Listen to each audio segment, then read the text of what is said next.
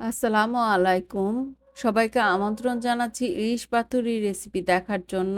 এটা খেতে কি যে মজা! ভয়েস দেওয়ার সময় আমার মুখে পানি চলে আসছে। এটা রান্না করাও অনেক সহজ। তো চলুন দেখে নিন এর পুরো প্রস্তুত প্রণালী। ইলিশ পাতুরি তৈরির জন্য সরিষা লাগবে। প্রথমে একটা বাটিতে নিয়ে নিচ্ছি 2 টেবিল চামচ সাদা সরিষা। আপনারা 1 টেবিল চামচ কালো আর 1 টেবিল চামচ সাদা সরিষাও নিতে পারেন। এখন পানি দিয়ে সরিষাগুলো আধা ঘন্টার জন্য ভিজিয়ে রাখবো, তারপরে বেটে নেব।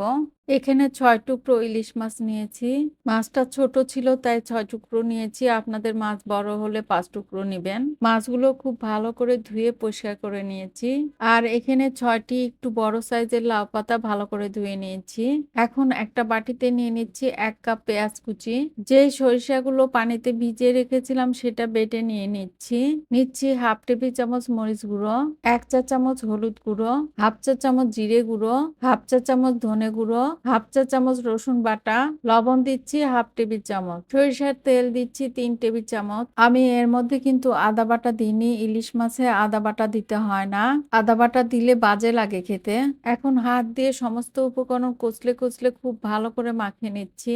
এবার দিচ্ছি 5টা আস্ত কাঁচামরিচ। কাঁচামরিচ দেওয়ার পর আবারও ভালোভাবে মাখিয়ে নিয়েছি। এবার এই মশলার মধ্যে মাছগুলো দিয়ে দিচ্ছি। মাছগুলোর গায়ে খুব ভালো করে মশলা মাখিয়ে নিচ্ছি। আপনারা চাইলে এই অবস্থায় এটা রেস্টে রেখে দিতে পারেন 15-20 মিনিটের জন্য। ভালো করে মাখিয়ে নিয়েছি। এখন এটা লাউ পাতা দিয়ে মুড়িয়ে নিব। প্রথমে একটা লাউ পাতা নিয়ে নিলাম। পাতাটা ঠিক মাছ বরাবর 1 পিস মশলা সহ মাছ নিয়ে নিচ্ছি। একটা কাঁচামরিচ নিয়ে নিলাম। এবার পাতাটা নিচ থেকে একটু উল্টিয়ে নিচ্ছি। তারপর 2 পাশ থেকে মুড়িয়ে আবারও উল্টিয়ে নিচ্ছি। এটা কিন্তু সুতা দিয়ে বাঁধতে হবে না, এমনিতেই সুন্দরভাবে সেট হয়ে থাকবে। ব্যাস হয়ে গিয়েছে। এভাবে আমি সবগুলো পিস রেডি করে তারপর রান্না করে নেব।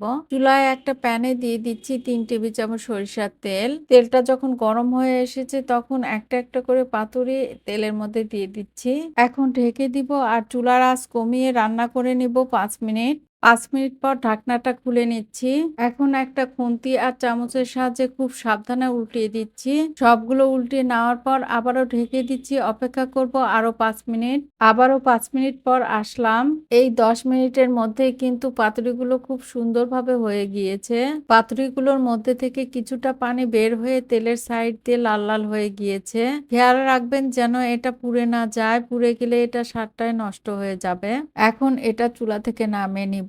আমি একটা খুলে দেখিয়ে দিচ্ছি ভিতরটা কেমন হয়েছে। অসম্ভব মজার এই পাতুরির লাউ পাতাটাও ভাতের সাথে মেখে খেতে খুবই মজা লাগে। আশা করি আমার আজকের রেসিপিটি আপনাদের কাছে অনেক ভালো লেগেছে। ভালো লেগে থাকলে অবশ্যই একটা লাইক দিবেন। সবাই ভালো থাকবেন। আজ এই পর্যন্তই। আল্লাহ হাফেজ।